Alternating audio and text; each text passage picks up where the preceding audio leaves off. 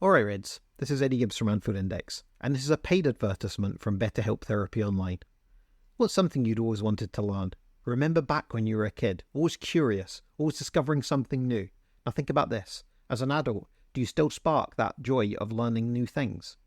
Whether it's gardening, picking up a new language, or maybe mastering bowling to outshine your best friend, it's essential to keep that spirit alive.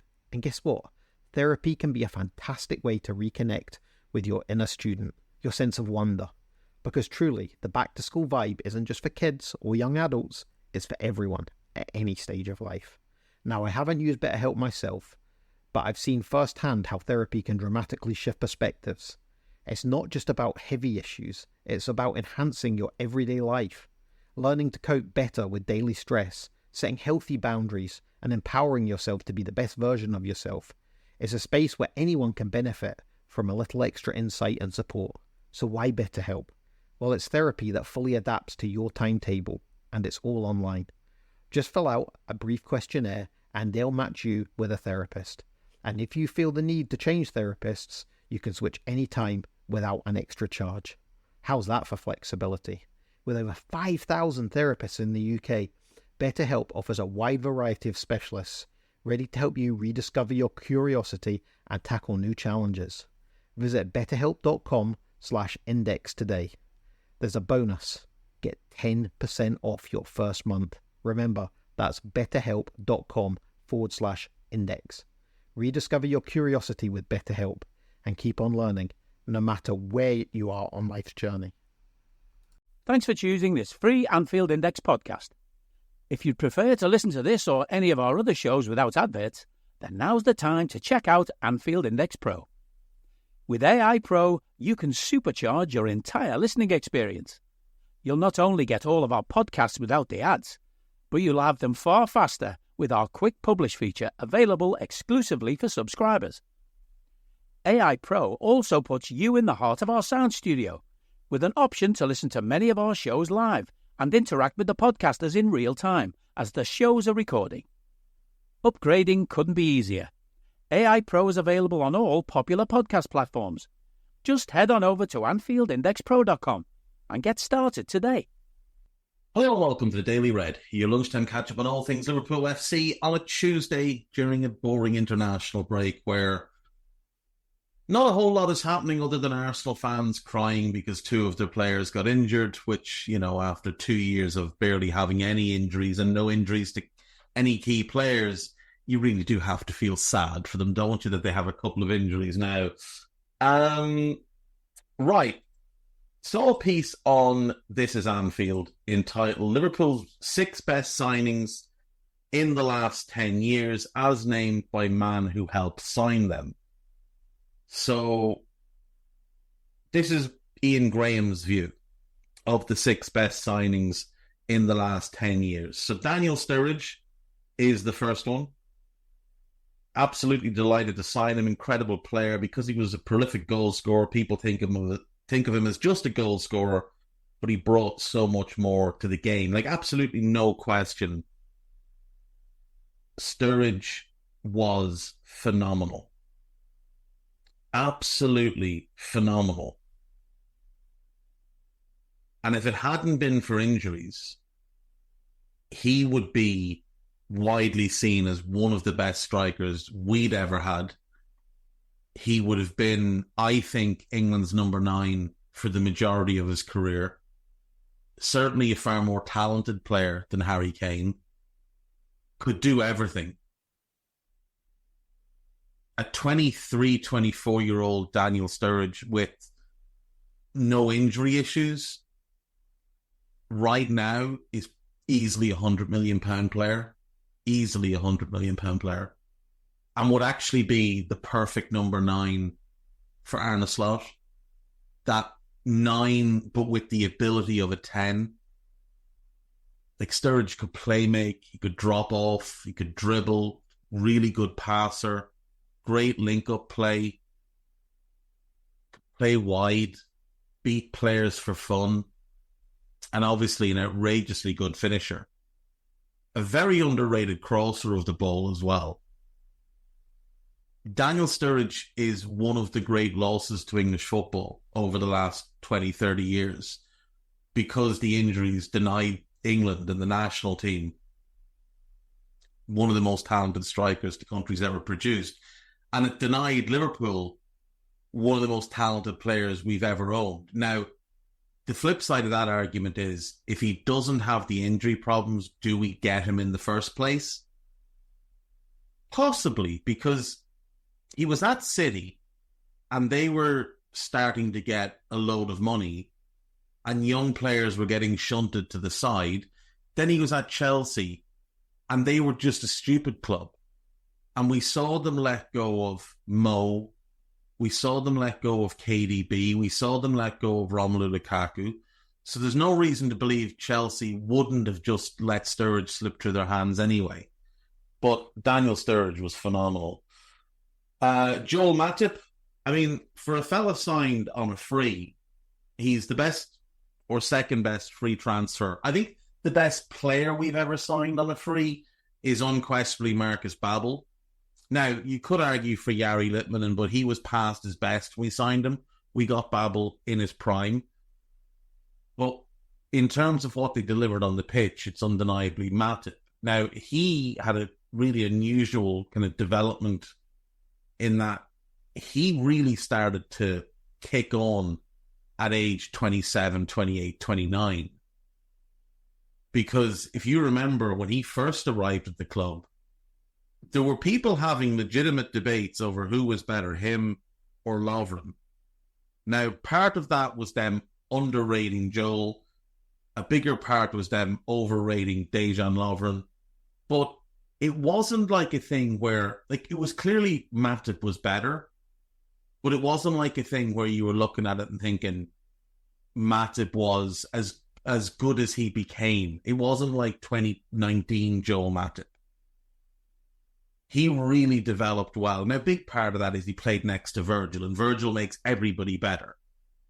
Virgil made Dejan Lovren look almost competent. So he definitely did elevate Matip in the same way that he's elevated Andy Robertson, Costa Simicas as the left backs, Joe Gomez, Lovren and Ibu and Kwanzaa as partners, and whoever he plays with at the national level, whether it's De Ligt, who always looks better next to Virgil, De Vrij looks better next to Virgil, Ake looks better, Botman has looked better, and so on and so forth. Whoever plays next to Virgil van Dijk is going to look better because Virgil makes everybody around him better, because that's what great players do. But Joel was excellent. And as a free transfer, you can't argue. Sadio, I mean, his development from when he joined was outrageous. Absolutely outrageous. And what Sadio became was sensational. In our title-winning season, he was the best player in the Premier League and was robbed of his Footballer of the Year award because of a media narrative to promote, I don't know, Brexit. But Sadio was not only the best player in our team, he was the best player in the league and should have won Footballer of the Year. And it remains one of the biggest injustices that he didn't win Footballer of the Year. And we've seen some great players robbed of it, like Rodri was robbed last season. But Phil Foden had a tremendous season. Virgil should have swept the board in 18-19, but somehow Raheem Sterling got handed an award. But the fact that Sadio didn't win Footballer of the Year and Jordan Henderson did, that's by far the biggest injustice you'll find in any year in terms of either the PFA Player of the Year award or the Football Writers Award. Andy Robertson, I mean, when you consider value for money, it's ridiculous. We signed him. So let's backtrack. Kevin Stewart gets released by Spurs, who don't think he's a first-team caliber player. We sign him. He's a mediocre right back. we convert him into a defensive midfielder, plays a handful of games, and then we basically swapped him and 3 million for Andy Robertson. Now, Robbo has absolutely fallen off in recent years. There's no question he's nowhere near the level he was from say 2017 to 2022. He's not close to that level anymore. But we got 5 great years out of him for 3 million and a player we picked up off the scrap heap. Mo goes on any and all lists because it's Mo and he's the best attacking player I think we've ever had. I think he's potentially overtaken Kenny at this point. I would say Suarez was more talented and Suarez at his peak was better, but Mo's longevity is just ridiculous. And then Fabinho. Now, there's no doubt that Fab was one of the signings that really kicked us from good team to great team. And when you look at how we went about that signing and how quickly it was done, it was absolutely brilliant. And it is interesting that Ian Graham said they'd looked at him previously as a right-back option. I don't have any issue with him. Now, I would point out that Virgil and Alisson probably should be on this list. We're talking about the best players we signed, but he's also talking about the deals, the value, and maybe seeing something in players that others weren't seeing. So, yeah, no issue at all with that list. That is a very, very strong list from Ian Graham. Caoimhín Kelleher, there's a piece here about him saying that, basically saying he wants to leave the club, which he's right to do. Liverpool trio's contract situation, priorities, terms, and did club drop the ball? The club did drop the ball. There's no question the club dropped the ball. These deals should have been done last summer. 2023. Not left for a year. Like, people will criticize Michael Edwards and Richard Hughes over these contract situations, but it's not their fault even one iota. The fault lies with those who are making the decisions prior to this summer. Now, I do think they were right to wait till September to start the negotiations, get them done through September, October, because they didn't need to be done in the summer. They just didn't need to be done. But as I've said before, I cannot believe for a second that conversations weren't had with all three. Are you interested in staying? Do you want to leave? And if they'd suggested they wanted to leave, they would have been sold in the summer. AC Milan struggling to sell tickets for Liverpool's Champions League visit next week. Colombia manager defends Luis Diaz over club versus international criticism. Plus, the idea is that he plays better for his country than he does for his club. I mean, that's the case with some players. Some players it's the other way around. John Barnes was always much better for Liverpool than for England. Some players just suit international football more. Some suit a certain way of playing more. Sometimes when a country that doesn't have an incredibly strong squad has a couple of stars, they build a way of playing that gets the most out of those stars, which doesn't happen at the club level when they're playing for a top club. And rather than being one of the 2 or 3 best players in the team, they're like the 7th best player in the team. You're not going to build your club team around the 7th best player. Alexis McAllister eases injury concerns after return to Argentina training. If Scaloni has any decency about him, he doesn't play him in the next game. Mo Salah eyes big trophy this season after conversations with Arne Slot. Are you a big contract, Mo, and sign it? Virgil van Dijk confirms intention to extend Liverpool contract. Like, this is the thing. Virgil and Mo are almost begging the club to give them these contracts, which in a way is a bit of a win for the club. Ibu benched again as Luis Kumas makes first international start. So despite the fact that Saliba was much worse than him against Italy, Ibu was poor. Don't get me wrong. Ibu was poor. Saliba was dog shit. And yet it was Ibu who was dropped out because Didier Deschamps is a moron. Luis Kumas, congrats to him making his first start for Wales. Liverpool's looming Adidas deal has fans excited over the possibilities. There are some belting Adidas kits from our past that they could redo.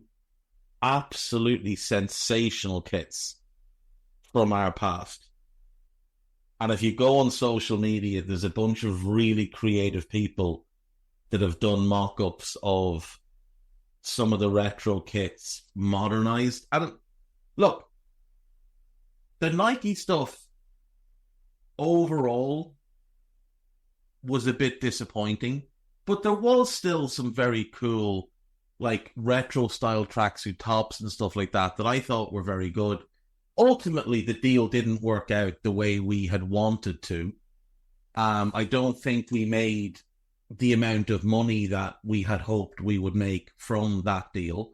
Hopefully this Adidas deal puts us back in line with where we want to get. I'm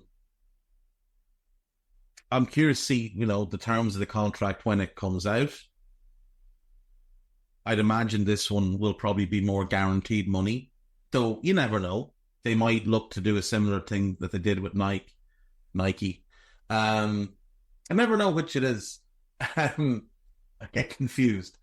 They might look to do a similar thing where they take like a lower base fee, but then they get more percentage on the back end. We had similar with New Balance. New Balance just didn't have the distribution. I think we probably would have stayed with New Balance if they'd had the distribution, but they just didn't. Yeah, I'm just this piece here on This Is Anfield has some of the mock-ups that people have tweeted out and some of the older kits as well, and some of them are just outrageously good, and some of them will have to be done. Like, some of these are going to have to be done. It's 13 years since we parted ways with Adidas. So Kai LFC Valiant, he's put up a couple of older kits and two mock-ups of older kits but modernized. The one Szoboszlai has on is unbelievable. It's LFC design, but it's LFC DZN11 is the Twitter handle. He's done the concept kit. That is unbelievably good. That's incredible. People are calling for the black with the gold 3 stripes and the gold trim, circa 2007 to 2009 kind of era. That's a really, really good one as well. That would be great redone. At slot_era has done a mock-up of the old kind of tealy green one. It's not bad. It's not bad. And then there's Juan Talavera has done some jerseys and some tracksuit tops, including kind of a throwback shell suit top, which is quite cool. Very 80s. And Andy Wales is calling for the late 80s candy, late 80s, early 90s The kind of silver grey fleck, that's unbelievable, that kit. It's the away kit of the one that they've remocked for Szoboszlai higher up. Even some of these Crown Paints ones would be cool. They're nice and plain, but there's decent detail to them as well. This one is good. LFC_Murad. So he's done the big thick collar one from the kind of the Stan Collymore era. Not bad. He's done Trent in the kind of Gerard Torres era home kit as well. The Szoboszlai one he's done is the green with the 3 stripes coming across the shoulder. It's cool. Yeah, LFC Design. I think he's done this one as well. I think he created it. The Trent in the Gerrard era. Okay, I'm assuming he used Torres' body for that. I'm not sure why, but it just looks like he did. Yeah. Yeah. Give me it and give me that other one that LFC Design did. They're both sensational. Absolute. That kid is, I don't know how old he is, but that guy is phenomenally talented. At LFC DZN11. Go and check his stuff out. Very, very good. Right, let's check out AnfieldIndex.com. See what's new. You can check out Liverpool.com, Anfield Watch. Though Anfield Watch, I have to say, they're remember I put Liverpool.com on the shit list recently. I'm tempted to put Anfield Watch on there as well. Not necessarily because of the quality of articles, because most of them are quite decent. Mostly because their engagement farming on Twitter is just shameless. And Mo led Egypt to a win there a couple of days ago, and they basically put out a tweet behaving as if he'd been absolutely shit. And I just thought, it's a horrendous way to treat one of our best ever players. Journalist praises Liverpool duo after impressive performances on international duty. There's a piece about Calvin Ramsey, a piece about Queeving Kelleher. Liverpool received green light to sign 68 million. Let's have a look at this. Report Klopp on whether he'll return to management. He said he wasn't going to, so, you know. Oh, this is about Eberici Eze.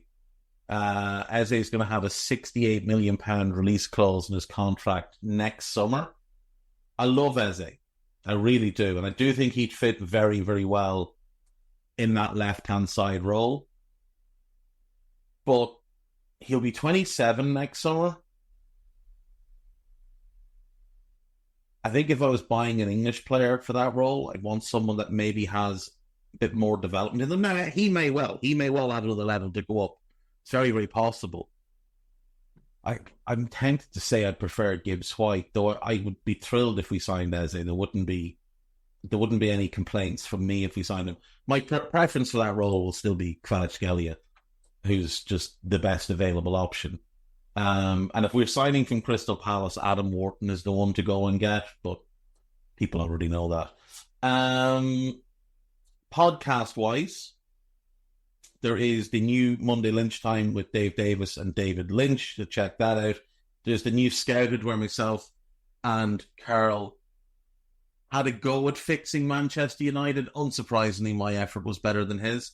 And then there is Red Alert, the August review. Dave Davis, James McKean and Mark Evans having a look at the results and performances of the Liverpool games in August, as well as Arne Slot, disappointments of the transfer window, so on and so forth. We've got a bunch more coming this week. And a special shout out to all the lads on Twitter today discovering that Andre Voronin played for Jurgen Klopp. At Mainz. Congrats to them on discovering football pre-2010. And someday soon, people will realise that Andre Voronin was actually a good footballer who unfortunately didn't work out for Liverpool. but that doesn't make him a bad player, because a lot of players came to Liverpool and weren't particularly good over the years, in the same way that a lot of good players have gone to Chelsea and not been good, and gone to Arsenal and not been good, and gone to United and not been good, and gone to City and not been good. Just because a player doesn't work out at a specific club under a specific manager doesn't mean they weren't a good player. And let's remember with Varane, he signed on a free to be a squad player. He wasn't used to not being a regular starter. And when players go from being every game starters into squad roles, it can completely mess them up. Some players need rhythm. They need consistency. They need to be able to play game after game after game and play their way into form. And unfortunately for Varane, like many others down the years, he wasn't given the games. And the thing is, because when he would play, he wouldn't play well enough. He didn't warrant another game, because we had Fernando Torres and we had Steven Gerrard, and they played the two positions that he could have played. So Varane was a good player and had a good career. And claims to the contrary are just very, very silly. He comes through the Borussia Mönchengladbach Academy, doesn't quite make the grade there, goes to Mainz, meets Jurgen Klopp. He is the first big developmental success of Jurgen Klopp's managerial career.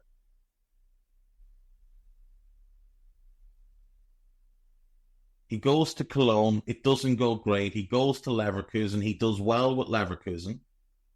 Now, remember, Cologne was a big step up for him because Mainz had been in the second division. He goes to Cologne. It doesn't work. He goes to Leverkusen. He does really well. Off the back of the Leverkusen tenure, we sign him. His first season, actually not dreadful, 07-08. It's actually not dreadful. He had some decent performances. He just didn't play enough to find rhythm, to find form. We loaned him after the first year. He had a really good year with Hertha Berlin. He came back to us, and Rafa just didn't fancy him. He went to Dinamo Moscow. He did pretty well there. He had a good career. He just had a good career. He played 74 times for a Ukraine team that at the time was pretty strong. He played 74 times for an international team that had, for most of his career, Andrei Shevchenko and Sergei Rebrov, both of whom were very good players. And he was still a regular. So, congrats to everybody figuring out that football did exist before 2010. And when they learned that Andre Varane was a good player, it'll be like a sunny day for them all. Right, folks, I will see you all tomorrow. Take care of yourselves. Have a good evening. Bye-bye. We hope you enjoyed listening to this Anfield Index show. Please be sure to subscribe to our channel so future podcasts find their way to your device automatically.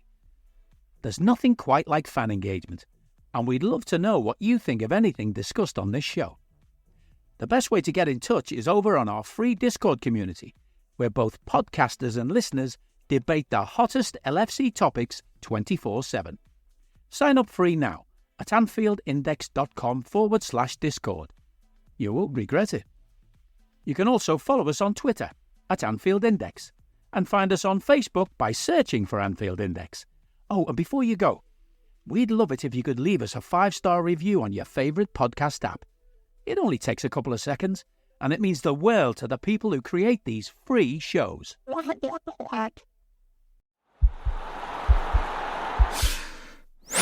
This podcast is part of the Sports Social Podcast Network.